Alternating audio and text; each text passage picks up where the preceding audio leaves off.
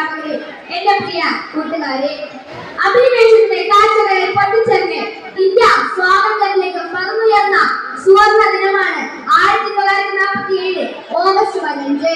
വിദേശങ്ങളുടെ കൈകളിൽ ശ്വാസം മുട്ടി കഴിഞ്ഞ ഭാരതം സ്വാതന്ത്ര്യത്തിന്റെ അമൃതം നുകർന്ന സുദിനം.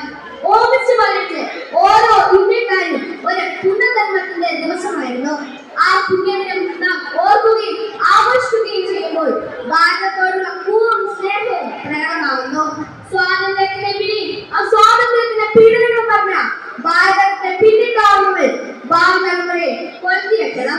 ഒരുപാട് പുണ്യാത്മാക്കളുടെ ജീവിത ത്യാഗത്തിന്റെ ഫലമാണ് നാം ഇന്ന് അനുഭവിക്കുന്ന സ്വാതന്ത്ര്യം എന്ന് നാം ഓരോരുത്തരും മനസ്സിലാക്കണം. ഗാന്ധിജിയുടെയും സുഭാഷ് ചന്ദ്രബോസിന്റെയും ജവഹർലാൽ നെഹ്റുവിന്റെയും ഓർമ്മകൾക്ക് മുമ്പിൽ നമുക്ക് പ്രണാമം അർപ്പിക്കാം.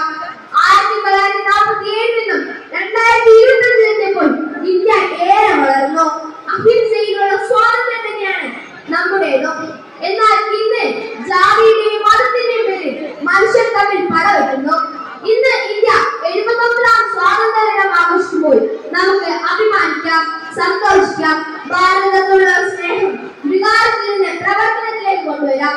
ഇത്രയും പറഞ്ഞുകൊണ്ട് ഞാൻ നിർത്തുന്നു. നന്ദി, നമസ്കാരം, ജയ് ഹിന്ദ്.